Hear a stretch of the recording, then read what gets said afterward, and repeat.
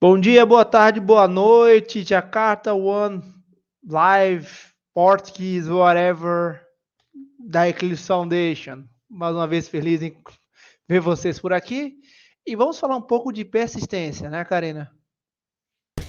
Fala galera do Jakarta One Livestream Português 2022. Eita, agora foi, hein, Agora Otávio? foi. Uau! Então, Então, rapidamente, galera, Karina Varela, Principal Technical Marketing Manager da Red Hat, uma empresa muito open source, assim como a IBM, muito de inovação. Ela é organizadora de várias comunidades, vários grupos, autora de livros, artigos. É, Ano passado ganhei o Red Hat Champion, que é um prêmio interno. Segue ela no Twitter que dá bom. ixi, se você gosta de seguir gente no Twitter, então você não vai se arrepender de seguir o Otávio, porque basicamente ele ajuda aí a construir o futuro do Java. E não só comitando, mas sendo lead de várias specs, participando aí de várias das especificações e não só participando delas, mas criando novas specs, que é um pouquinho do que a gente vai ver hoje também. Fora isso, ele faz parte de várias organizações como Eclipse Foundation, Linux Foundation, CNCF e várias outras. Então, com esse background gigantesco que nós vamos trazer um pouquinho para você sobre dicas e recomendações de como você pode estar criando uma melhor camada de persistência para suas aplicações Java e como você pode estar fazendo isso com base em especificações e em boas práticas. Legal? Então, é chegada a hora de atualizar aí as suas skills de persistência. Otávio, slides, please. É chegada a hora de atualizar suas skills de persistência. Era uma vez um persistence drama. O drama da persistência, onde você precisa. Slides, please. Fica de olho. Onde você precisa geralmente se responder perguntas como, cara, que tipo de framework eu vou usar? Principalmente se você é um arquiteto ou um desenvolvedor sênior. Calma, calma. Gente, ai, que saudade. Tá muito legal palestrar com meu brother. By the way, vamos lá. Então você se pergunta, cara, que framework eu vou usar para essa solução? Será que eu uso alguma coisa com base em especificações ou eu vou além das especificações e uso capabilities que são fornecidas exclusivamente por um framework ou uma determinada tecnologia? Fora isso, eu vou me preocupar mais com a performance do meu time de desenvolvimento e menos com a performance do software em si, ou eu quero entregar algo que seja mais rápido? Será que design pattern eu uso? Ou como que eu faço código mais desacoplado? Eu vou usar banco relacional ou eu vou usar não relacional? Ai meu Deus, tem um tantão de opções de banco, o que que eu faço? E aí quando a gente chega nesse contexto, o bicho pega. Sabe por quê? Porque quando a gente olha para o lado do software, do mundo do software, se você olha para arquitetura, práticas de código, para recomendações sobre a própria linguagem design de código Java, você vai achar bastante conteúdo. Por outro lado, como é que tá o cenário no lado da persistência, Otávio? Tá rico também? Ah, não tá tão rico assim não, tá? Então, como você mesmo falou, a arquitetura tem, não estou dizendo que é fácil, mas tem um grande número de documentação, arquitetura, boa prática, documentação, livro de refatoração, um livro incrível, né? Do refactoring, inclusive partners pra caramba, partners para monólitos, partners para microservices, partners que funcionam para diferente da tecnologia que você vai adotar. Para banco, no entanto, primeiro, já tem bastante opção e tem poucos Meu maturity Deus, models. bastante opção, você tá economizando, né? Olha o tamanho dessa lista. Sim. E a gente fala geralmente nas top 10 linguagens de programação, banco de dados tem a popularidade é muito maior, né? A variedade de uso, então é muito comum a pessoa usar MySQL e o Cassandra, por exemplo. Mas enfim.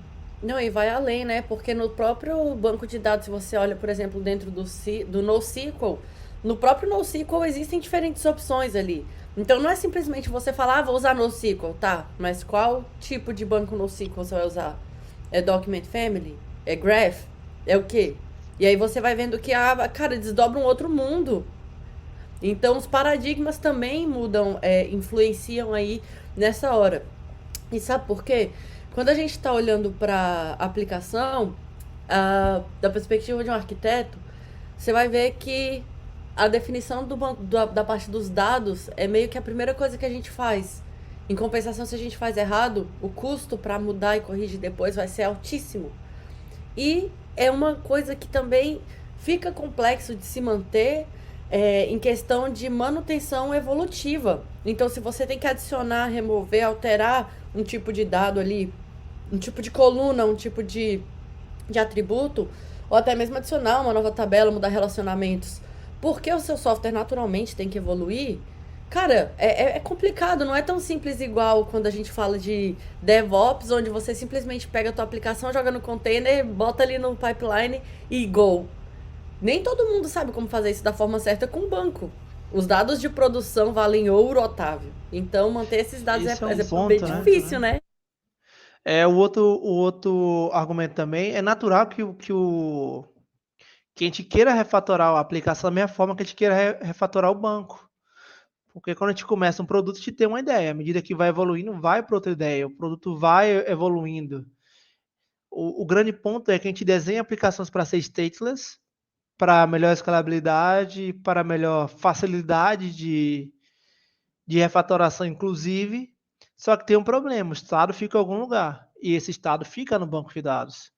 Então, a gente facilita de um lado e dificulta totalmente do outro, né? Refatorar banco de dados, backup, estrutura, é uma baita Otávio, dor de cabeça. as pessoas acham que banco é o menor dos problemas. Só que quando olha para uma imagem dessa aqui, ó, aí os arquitetos e arquitetas piram. Como é a frase, né? Véi, galera pira olhando para isso aqui. Sabe por quê? Tem muitas opções, certo? Então, assim, dentre os cenários que a gente tem para salvar os dados das nossas aplicações stateful, o contexto é gigantesco. Existe não só o desafio de, eu vou fazer persistência na cloud ou eu vou usar on-premise. Tipo, isso é uma do de menos, assim, pra ser sincero.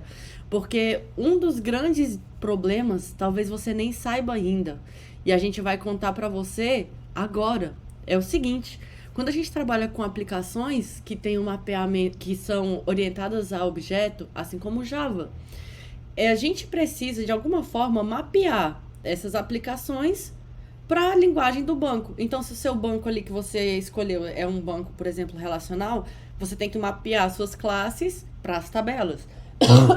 Desculpa. Para as tabelas. Então, você tem que fazer ali, falar, ó, a classe pessoa ela é mapeada para isso aqui. Só que aí, existem conceitos dentro de uma linguagem orientada a objeto que fazem isso ficar um pouquinho mais complexo. Sabe por quê? Nem tudo que é suportado na linguagem orientada a objeto é suportado no lado do banco de dados. Seja ele relacional ou não relacional, não importa. Nem tudo é suportado. E aí a gente cai numa coisa chamada da mismatch impedance. O mismatch impedance é o que acontece quando a gente tenta converter coisas que não são muito, não tem uma paridade, não é one to one. Então, herança, polimorfismo, encapsulamento. Caraca, essa deu tilt na tradução, ó. Encapsulamento, então você não consegue fazer um para com um banco de dados relacional, por exemplo. E essa diferençazinha aí, Otávio, adiciona um delay. Sabia disso? Acho que nem todo arquiteto, nem todo dev sabe desse delayzinho que eles têm quando acontece essa conversão interna ali de linguagem de programação para linguagem do banco. E eu não tô falando de ORM ainda, hein? Você tá on mute, hein? Não? Quer que eu continue? Tá gostando, né? De ficar só ouvindo. Assim é bom, né, brother? Então, galera, o que acontece? Quando a gente quer entregar uma aplicação que é stateful, a gente tem alguns objetivos diferentes, certo? A gente não quer só uma aplicação que tenha as hype words, todas as características de uma aplicação cloud native. no nosso lado do software. A gente também quer que ela seja performática e que ela tenha alta disponibilidade. E muitas das vezes o nosso bottleneck está na parte do banco de dados, o gargalo está na camada de persistência e a gente não entende o porquê. Não, pode passar o slide. A gente não entende o porquê. Então, quando a gente começa a olhar para esses 3 objetivos, que são atingir os meus objetivos de negócio, mantendo o isolamento e mantendo a performance, a gente começa a ver que a gente tem que ir um pouquinho mais a fundo para entender o motivo desses problemas, por exemplo, como o mismatch, que pode acrescentar um delay gigantesco a todas as operações de banco de dados, todas, né? Todas as operações de banco de dados da nossa aplicação. E como que a gente pode fazer para estar mantendo ainda as boas práticas de desacoplar o nosso código, separar o que é de negócio e só manter o nosso solid ali tradicional. E aí, Otávio, a gente chega no que a gente veio aqui para falar. Como a gente lida com a camada de persistência no mundo do Java? Porque a gente agora deu meio que uma olhada no que acontece lá no banco, né? Próximo slide, por favor. O que acontece lá no banco, por favor? Ai, Otávio, você tá dando tiro na minha cabeça. A gente deu uma olhada no que acontece no mundo do banco de dados. Agora, a gente tem que entender como a gente lida com isso no mundo do Java, certo? Então, quando a gente fala de Java, a gente vai ver que a gente tem vários vendors, ok? Então, a gente precisa saber como que o meu código Java vai saber conversar com aquele determinado banco, certo? Para isso, existem diferentes estratégias. A mais comum, por exemplo, é a utilização de ORMs. Ou a gente pode fazer mapeamento de classes, a gente pode ir num nível bem mais técnico, que é trabalhando direto ali no JDBC. Então, Otávio, se a gente for olhar no próximo slide, a gente vai ver que tem muita coisa envolvida só em se tratando de camada de persistência. Olha só, cara, é muita coisa. E aqui são só algumas, não tá tudo aí não. Algumas que passaram pela cabeça. Então, quando a gente fala para você que tem que melhorar na parte da camada da persistência da sua aplicação Java, não é simplesmente sobre o código, não é sobre recomendação de framework, não é sobre estratégias de tuning performance de determinado framework. É sobre tudo isso que está envolvido só em termos de persistência.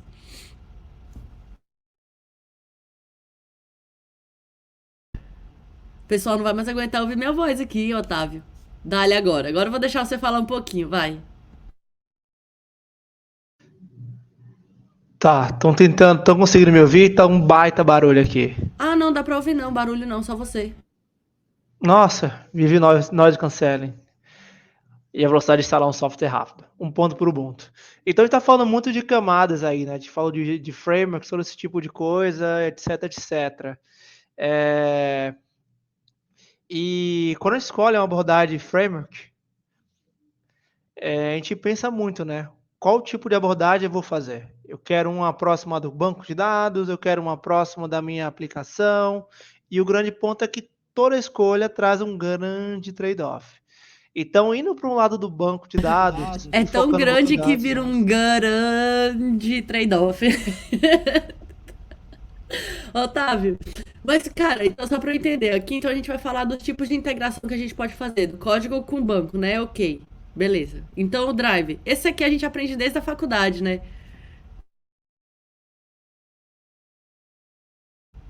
Sim, desde a faculdade já acaba aprendendo de alguma forma, né? Bem legal. E aí tem um Drive Manager, eu crio a conexão, faço a minha query e executo, né? E esse é o grande ponto. Eu consigo fazer algo muito próximo do meu banco de dados. Eu consigo ter uma maior flexibilidade, focando no meu banco de dados. Porém, imagine o tamanho do boilerplate, porque para cada domínio eu vou ter que fazer essa conversão de para. E eu acho muito engraçado que eu vejo muitas pessoas falando, não, eu vou usar o JDBC puro porque é mais rápido. Minha solução certamente é mais rápida do que o Hibernate, com várias empresas trabalhando, os maiores engenheiros do mundo utilizando. É muito error-proof também, não é? Error-proof, porque ali se eu errar um get string, alguém muda a coluna do banco lá, a gente tá falando de evolução de dados. Então, se eu mudar a coluna do banco de um número para uma data, lascou, né? É meio que por aí. Exatamente por aí. E para identificar é difícil, teste. Então, para cada conversa, teria que fazer um novo teste. É muito trabalho. Para facilitar a nossa vida, temos os mappers, né? Então, eu tenho minha entidade e eu delego a minha complexidade para um framework como o Hibernate, né? Então, eu ganho maior produtividade. Eu foco muito no negócio. Só o que acontece? Às vezes eu foco tanto no negócio que eu culpo a ferramenta, mas não é a culpa da ferramenta. Eu ainda preciso fazer modelagem para o meu banco de dados. Indiferente se ele é relacional ou não relacional. A modelagem existe. A impedância entre paradigmas vai existir. O fato é que se você mandar criar automaticamente e ignorar o banco de dados que você vai estar, haverá uma perda ainda maior.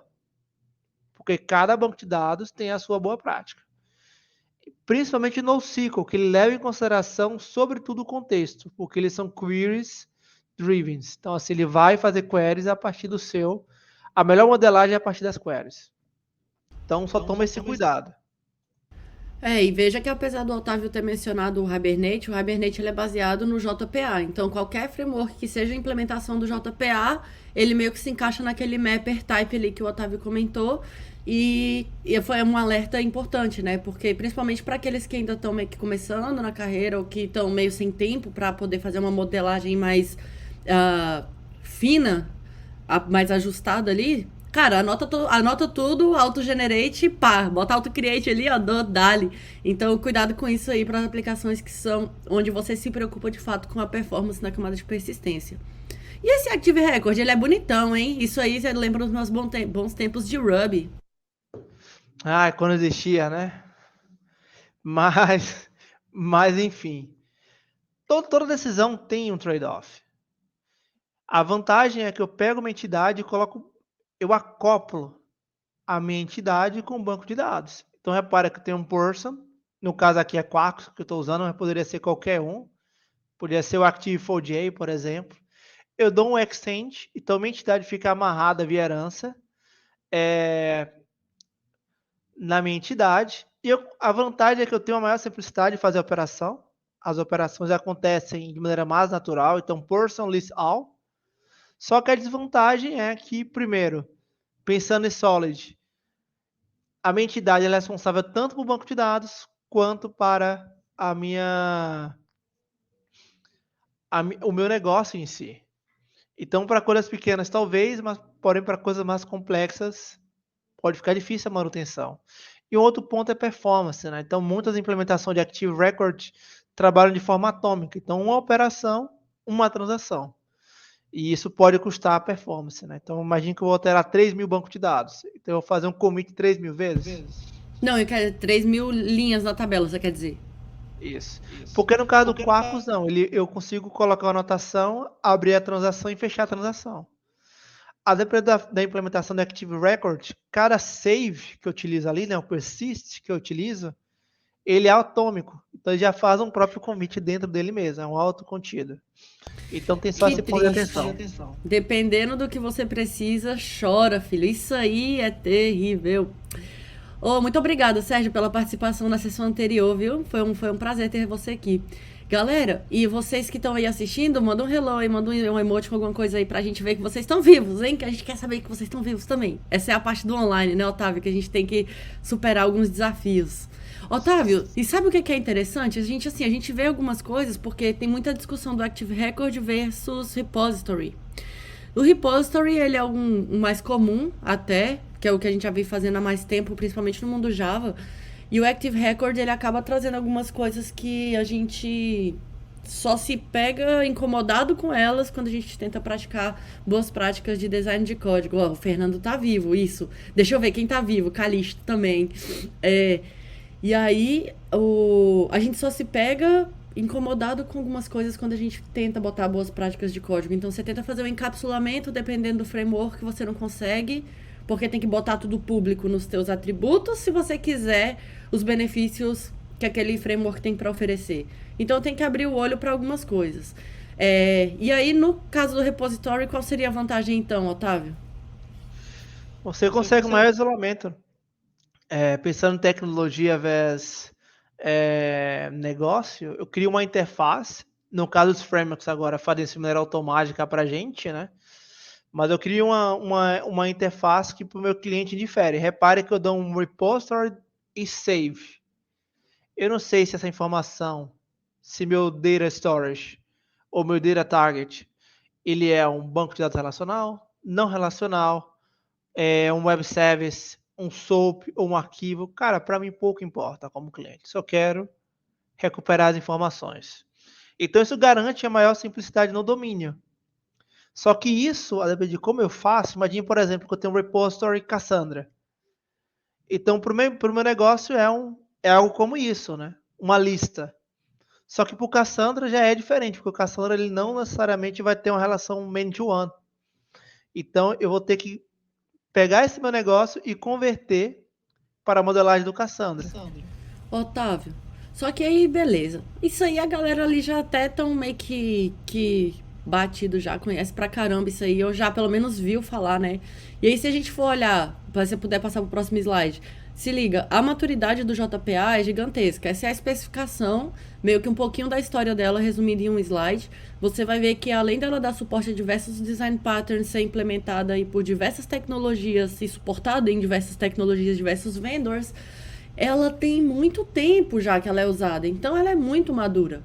Por outro lado, quando a gente fala de outras. E aí o JPA ele vem para mapear o banco de dados. Aí você fala, cara, JPA não suporta NoSQL. Aí vem o desenvolvedor, o Rafael Grisotto, fala, mas eu quero usar NoSQL na minha solução, querido Otávio, o que eu posso fazer? Aí a Eclipse Foundation aparece, né? Por que você não testa o Jakarta NoSQL? Então, hoje a gente vai falar sobre duas especificações, ok? A primeira delas é o Jakarta NoSQL, que é a especificação que está vindo, talvez, não na 10, talvez na próxima versão do Jakarta EE, já para fornecer um padrão ali para que os vendors possam estar implementando a sua integração com diversos tipos de banco diferentes, mas que os desenvolvedores não precisem aprender diferentes APIs. Então você interage com diversos bancos no SQL usando uma única API. Então você meio que abstrai, assim como a gente fez com o JPA. E por que não o JPA então, Otávio? Por que a gente tem que aprender outra API? Por que não o JPA, só que mapeando? Porque a gente vê que tem uma galera que faz isso, né? Meio que pega as mesmas anotações, né, do relacional e mete lá no NoSQL. O que muda? O primeiro ponto é o conceito, né? É um outro paradigma no SQL. Não tem relacionamento. Normalização não faz sentido na maioria dos casos. Então, o primeiro ponto é por que não? Porque é um outro banco de dados. E com base nisso, já que é um outro banco de dados, um outro paradigma, outro modo de modelar e pensar, a ideia foi justamente separar para evitar essa confusão. Um outro ponto também são muitos erros que, querendo ou não, o design do JPA acabam atrapalhando. Por exemplo, a criação automática da entidade a partir do JPA. O que era algo para ajudar em um ambiente de teste, eu vejo muitas pessoas usando em produção. E lembra, o Java ele foi feito para enterprise, para grandes bancos. E isso, naturalmente, não é a melhor forma, melhor approach para se criar uma modelagem no banco, dentro de um banco, por exemplo, né? Meio recursivo, né? Um banco dentro de um banco. Mas o grande ponto é isso. Então tem muitas coisas que não fazem sentido e acabaram entrando. E aí eu tinha até comentado que tem vários tipos de banco NoSQL, né? Se você puder só dar um highlight aí no próximo slide. Rapidamente. Já tem as APIs aí para integrar com esses diferentes tipos, né? Se você puder passar aí. Então já tem suporte a tudo isso. Exato. E qual a motivação, né? Caramba, não são diferentes? São diferentes, porém têm comportamentos em comum. Então, se você olhar aqui rapidamente, que o tempo já está quase estourando, 4 bancos de dados não relacionais. Todos eles são do mesmo tipo, que é do tipo documento. Então, teoricamente, por o seu NoSQL do mesmo tipo, a modelagem tem de ser a mesma. E o que eu quero fazer é um monte de código diferente aí, cara. Eu só quero salvar nome e valor. Não tem como eu fazer isso de usando. Eu só quero aprender uma coisa. Como é que eu faço? Essa é a motivação do NoSQL. Eu quero ter uma única interface para múltiplas implementações, ao menos o comportamento em comum. O comportamento específico é uma interface, ela é extensível, porém, no entanto, todavia, você fica amarrado àquela solução. ou uma parte do que você vai usar, né? A extensão. Otávio, por que eu tenho que aprender tantas APIs? Cara, você acabou de mostrar mais uma. A gente tá falando de reduzir o número de APIs. Aí você vem e bota mais uma, que é do NoSQL. E eu tenho JPA. E aí eu tenho NoSQL. E o que eu faço? Eu não quero ter que... Cara, a galera nova que tá chegando aí no Java, não tem que ser tão difícil assim pra eles. O que eu faço? Sei lá, Node.js. O pessoal faz sem saber tanto de área de software lá. Usa GraphQL, né? Usa só GraphQL, pronto, salva tudo lá. Foi. Eu vou que você nem aprender HTTP. E aí, velho, o que eu faço? O que o arquiteto tá vendo ali que é too good to be true? Vai ter uma nova especificação, na verdade já existe, que é a Jakarta Data, cuja a motivação Next slide, please. Então a ideia é ser uma solução e conter partners data agnostic. E já foi aprovado e já tem código comitando. Então as coisas já estão começando a funcionar já. Inclusive já tem pull requests para revisar. Então quem quer começar a entender como funciona e tal, vale a pena aí dar uma olhada. E mais devem surgir. Ou seja, essa é a chance para você que quer começar a influenciar no futuro do Java, que ainda não teve a chance de fazer isso. Essa é a parte boa do mundo open source. Como eu tenho uma raiz muito forte no open source, eu realmente recomendo, assim, se você quer fazer parte disso, não é uma coisa inalcançável. Você pode se juntar ao time que trabalha nisso, fazer parte das reuniões que definem o que vai ser feito e comitar e ajudar no futuro mesmo, sabe? Então, se você quer participar da evolução dessas especificações ou quaisquer outras, só fala com a gente te ajuda aí com os primeiros passos. Aqui é uma paginazinha que mostra o Jakarta Data já, parte da Eclipse Foundation, já aprovado.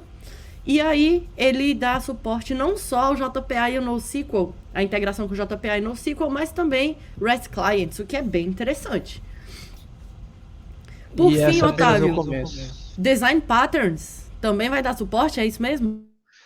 Patterns que fazem sentido para o mundo de banco de dados. Né? Eu trabalho com repository do DDD, eu trabalho com Command Query. Esqueci o resto da sigla. Pessoal do Google, ajuda aí, por favor. Eu trabalho com Event Driven Design. Eu tenho que lidar com DTO. Qual a melhor forma de lidar com DTO? Então, a grande ideia aqui é ter suporte tudo aquilo que é agnóstico ao banco de dados. E é isso, né? É simplificar. A ideia é que o Jakarta Data seja uma interface ou Command Query Responsibility Segregation. Obrigado. Então, peraí. Isso significa que a gente vai matar o JPA e o Jakarta no SQL? Não. Ok, isso significa o quê, então? Que eu posso usar qualquer um dos três? O que eu faço agora? Tem 3 opções. Agora tem uma API comum do qual é possível utilizar tanto o JPA quanto o Jakarta no SQL. A ideia é os pontos em comum que fazem sentido, por exemplo, o repository ir para esse ambiente, ao invés de estar duplicando o código. Então, por exemplo, ambos os dois utilizam a entidade. Faz sentido mover para lá. Os dois utilizam ID. Cara, faz sentido mover para lá. Para os dois faz sentido utilizar repository.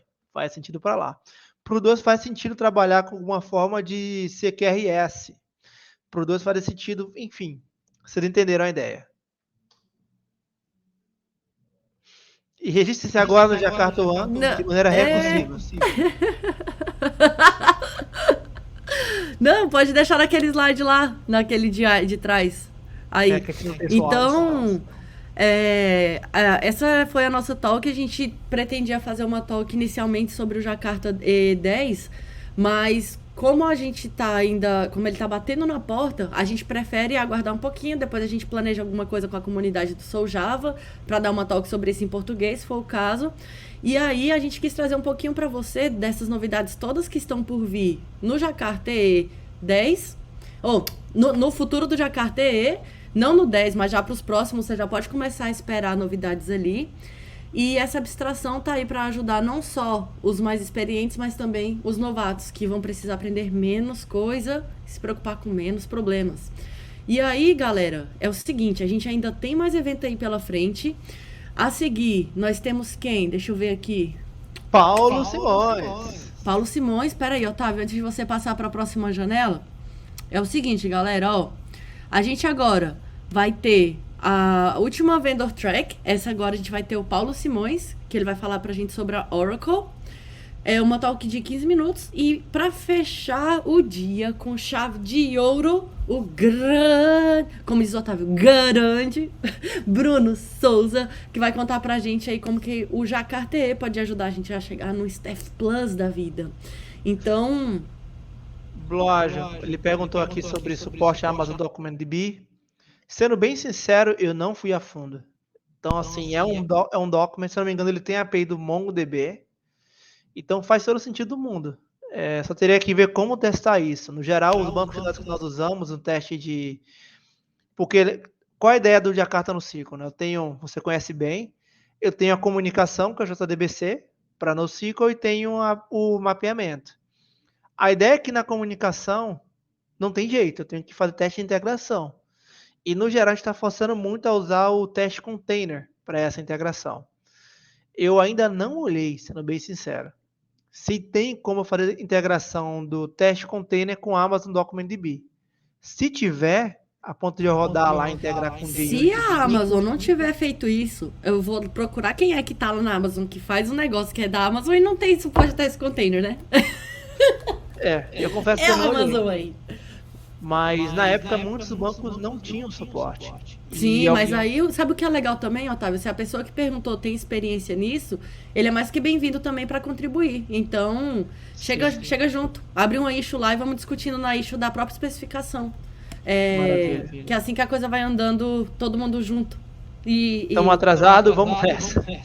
Calma. Gente, então agora, mais uma vez, a gente vai puxar vocês aqui para a próxima sala e nos vemos do outro lado, tá bom? Tchau, até lá.